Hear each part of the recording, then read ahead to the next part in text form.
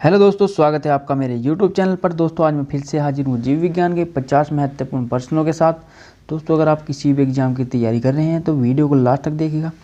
देखते हैं आज की वीडियो का प्रश्न नंबर 151। भारत की प्रमुख धान्य फसल है। ऑप्शन दे गेहूँ, मक्का, चावल, ज्वार। भारत की प्रमुख धान्य फसल है चावल। ऑप्शन सी सही होगा। चलिए पढ़ते हैं आगे। अगला प्रश्न देखिए, दालें किसका एक अच्छा स्रोत होता है? प्रोटीन, वसा, कार्बोहाइड्रेट, सेलुलोज। दालें प्रोटीन का एक सबसे अच्छा स्रोत होता है। ऑप्शन ए सही होगा। चलिए अगला प्रश्न देखिए, किस वानस्पतिक खाद्य में अधिकतम प्रोटीन होता है? अरहर, सोयाबीन, मटर, चना। सबसे अधिक प्रोटीन होता है सोयाबीन में। ऑप्शन बी सही होगा। चलिए बढ़ते हैं आगे। अगला प्रश्न देखिए,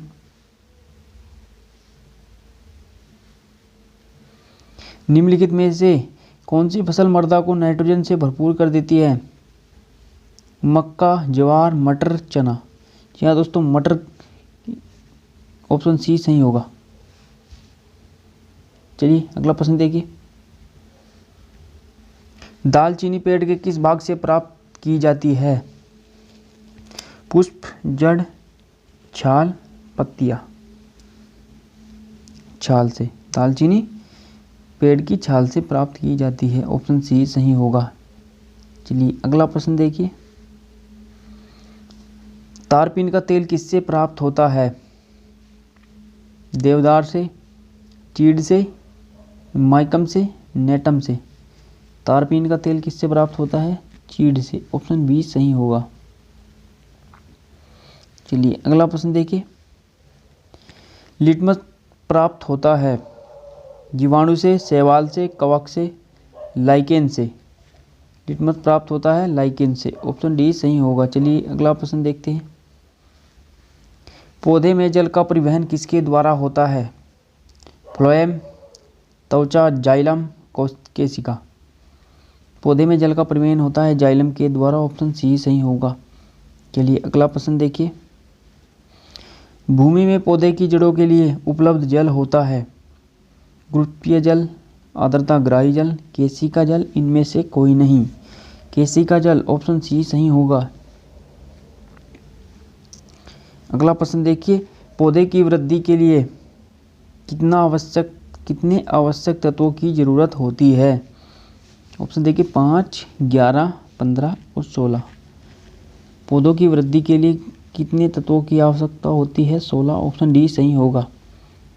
चलिए अगला प्रश्न देखिए, पत्तियों की हरिमहीनता किसकी कमी से होता है? Mg मैग्नीशियम, MO, Ca, ये सभी। पत्तियों की हरिमहीनता Mg यानी कि मैग्नीशियम की कमी से होती है। चलिए अगला प्रश्न देखिए, वाष्पो उत्सर्जन होता है जड़ों से, सभी वायव्य भागों से, तनों से, पत्तियों से। वाष्पो उत्सर्जन होता है सभी वायव्य भागों से। ऑप्शन बी सही होगा। चलिए अगला प्रश्न देखिए, वाष्पो उत्सर्जन मापी यंत्र कौन सा है? क्लाइनोमीटर, पोटोमीटर, हाइग्रोमीटर, इनमें से कोई नहीं। वाष्पो उत्सर्जन मापी यंत्र है पोटोमीटर। ऑप्शन बी सही होगा। चलिए अगला प्रश्न देखिए, पौधों में वाष्पो उत्सर्जन की क्रिया किसमें होती है? पत्ती, जड़, तना, पूरा पौधा। पूरे पौधे में वाष्पोत्सर्जन की क्रिया होती है। ऑप्शन डी सही होगा। चलिए अगला प्रश्न देखिए, प्रकाश संश्लेषण की क्रिया में निम्नलिखित में से कौन आवश्यक है? सूर्य का प्रकाश, क्लोरोफिल, कार्बन डाइऑक्साइड, ये सभी। जी हाँ दोस्तों, ये सभी। ऑप्शन डी सही होगा। प्रकाश संश्लेषण की क्रिया में सूर्य का प्रकाश, क्लोरोफिल और कार्बन डाइऑक्साइड की आवश्यकता होती है। चलिए पढ़िए अगला प्रश्न देखते हैं,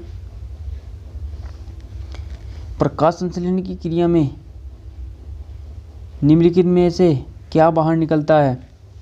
oxygen, hydrogen, chlorine, carbon dioxide. प्रकाश संश्लेषण की क्रिया में ऑक्सीजन बाहर निकलती है, ऑप्शन ए सही होगा। चलिए अगला प्रश्न देखिए, प्रकाश संश्लेषण की क्रिया कब होती है? केवल रात में, केवल दिन में, दिन और रात में, दिन में अथवा रात में। प्रकाश संश्लेषण की क्रिया होती है केवल दिन में, ऑप्शन बी सही होगा। चलिए अगला प्रश्न देखिए, श्वसन मापन यंत्र क्या कहलाता है? Autometer, respirometer, potometer, hygrometer. श्वसन मापन यंत्र कहलाता है रेस्पिरोमीटर, ऑप्शन बी सही होगा। चलिए अगला प्रश्न देखते हैं, प्रकाश संश्लेषण में हरे पौधों द्वारा कौन सी गैस छोड़ी जाती है? कार्बन डाइऑक्साइड, ऑक्सीजन, नाइट्रोजन, इनमें से कोई नहीं। ऑक्सीजन, बी, ऑप्शन बी सही होगा। प्रकाश संश्लेषण में हरे पौधों द्वारा ऑक्सीजन गैस छोड़ी जाती है। चलिए अगला प्रश्न देखिए, फल पकाने वाला हार्मोन कौन सा है? इथिलीन, ऑक्सिन, जिबरेलिन, ये सभी। फल को पकाने वाला हार्मोन है इथिलीन, ऑप्शन ए सही होगा। चलिए अगला प्रश्न देखिए, पौधों की लंबाई में वृद्धि के लिए आवश्यक नहीं है? Nitrogen, sodium, calcium, phosphorus. Sodium, option B सही होगा। पौधे की लंबाई की वृद्धि के लिए सोडियम आवश्यक नहीं है। चलिए अगला प्रश्न देखिए, प्रकाश संश्लेषण क्रिया में मुक्त होने वाली ऑक्सीजन कहाँ से आती है? वायुमंडल, जल, कार्बन डाइऑक्साइड, इनमें से कोई नहीं। जल, ऑप्शन बी सही होगा। चलिए अगला प्रश्न देखिए, वह यंत्र जिसके द्वारा तने की वृद्धि दर सही रूप से नापी जाती है? Potometer, autometer, auxanometer, respirometer. Auxanometer, option C सही होगा। चलिए अगला प्रश्न देखिए, पेड़ों की पत्तियों में पाए जाने वाला हरा पदार्थ क्या कहलाता है? Nitrogen, chlorophyll, haemoglobin, calcium. Chlorophyll कहलाता है, ऑप्शन बी सही होगा। चलिए अगला प्रश्न देखिए, पादप रोगों का सबसे उत्तरदायी कारक कौन है? जीवाणु, फफूंदी, प्रोटोजोआ, विषाणु। फफूंदी, ऑप्शन बी सही होगा। चलिए अगला प्रश्न देखिए,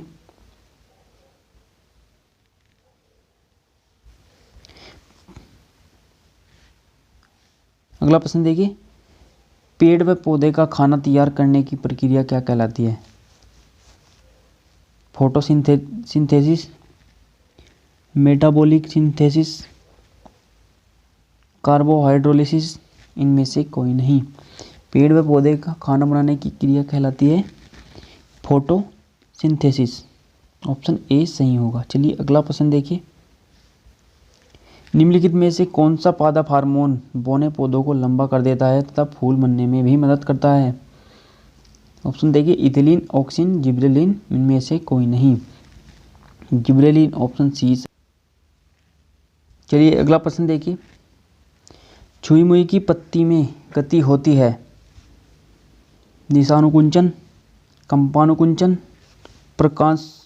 प्रकाशानुकुंचन, इनमें से कोई नहीं। छुई मुई के पत्ती में गति होती है कंपानुकुंचन, ऑप्शन बी सही होगा। चलिए अगला प्रश्न देखिए, खैरा रोग किस फसल से संबंधित है? धान, गन्ना, ज्वार, मूंगफली। धान, खैरा रोग धान से संबंधित है, ऑप्शन बी, ऑप्शन ए सही होगा। चलिए अगला प्रश्न देखिए, खैरा रोग किसके कारण होता है? विषाणु के कारण, जस्ता की कमी के कारण, जीवाणु के कारण, ये सभी। खैरा रोग जस्ता की कमी के कारण होता है, ऑप्शन बी सही होगा। चलिए अगला प्रश्न देखिए, चाय में लाल रस्ट रोग किसके कारण होता है? विषाणु, जीवाणु, हरे शैवाल, कवक।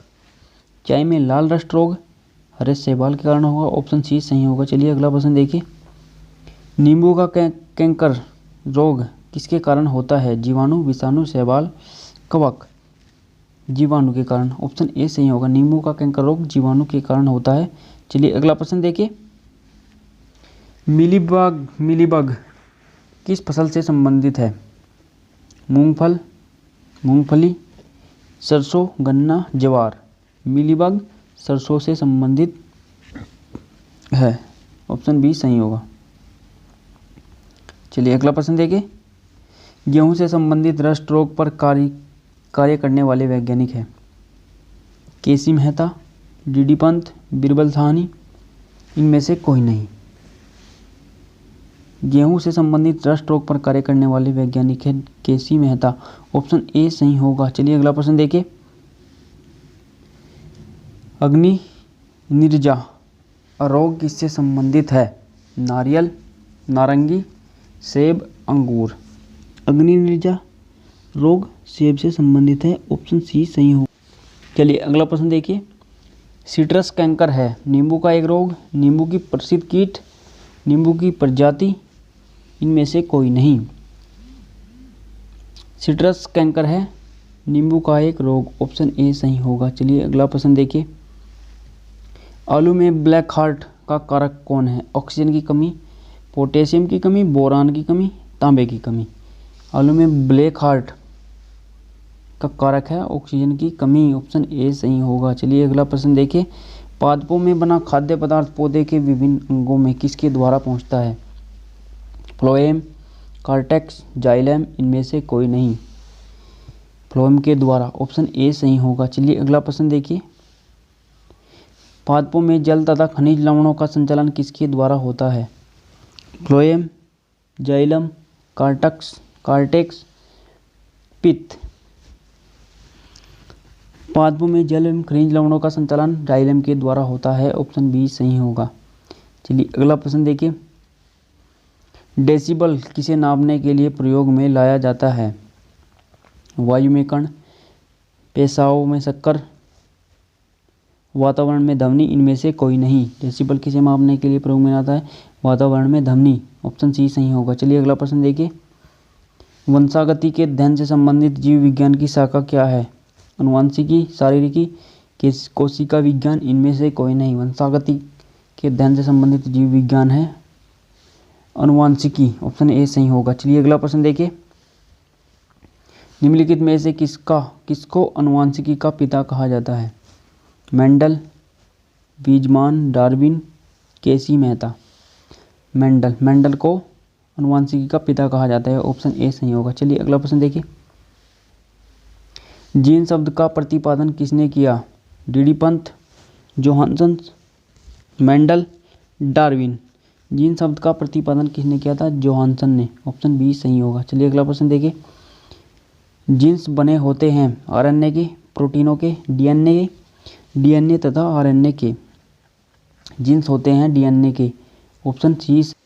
चलिए अगला प्रश्न देखिए, प्रयोगशाला में सर्वप्रथम डीएनए का संश्लेषण किसने किया था?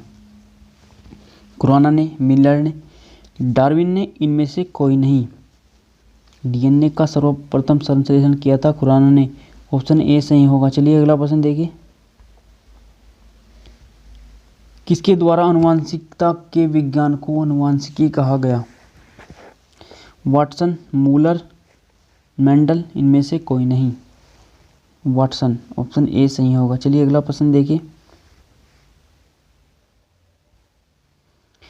आनुवंशिकी उत्परिवर्तन होता है क्रोमोसोम, राइबोसोम, आरएनए, इनमें से कोई नहीं। आनुवंशिकी उत्परिवर्तन होता है क्रोमोसोम, ऑप्शन ए सही होगा। चलिए अगला प्रश्न देखिए, सेल नाम किस जीव वैज्ञानिक ने सर्वप्रथम दिया? ब्राउन, रॉबर्ट हुक, फ्लेमिंग, इनमें से कोई नहीं। रॉबर्ट हुक, ऑप्शन बी सही होगा। चलिए अगला प्रश्न देखिए, कोशिका में प्रोटीन संश्लेषण कहाँ होता है? राइबोसोम में, सेंट्रोसोम में, गाल्जिका में, इनमें से कोई नहीं। कोशिका में प्रोटीन का संश्लेषण होता है राइबोसोम में, ऑप्शन ए सही होगा। चलिए अगला प्रश्न देखिए, 80% से अधिक सेल में पाया जाने वाला पदार्थ क्या है? जल, खनिज, प्रोटीन, चर्बी। जल, ऑप्शन ए सही होगा। 80% से अधिक सेल में जल पाया जाता है। चलिए तो दोस्तों ये थे जीव विज्ञान के 50 महत्वपूर्ण प्रश्न कैसे लगे दोस्तों कमेंट जरूर करें। वीडियो अगर अच्छी लगी हो तो लाइक कर दीजिए और शेयर कर दीजिए, और अगर आप मेरे चैनल पर नए हैं तो चैनल को सब्सक्राइब करें और घंटी का बटन दबा दीजिए जिससे आपको लेटेस्ट नोटिफिकेशन प्राप्त हो। तो चलिए दोस्तों बस आज की वीडियो में बस इतना ही, मिलते हैं अगली वीडियो में। Thanks for watching.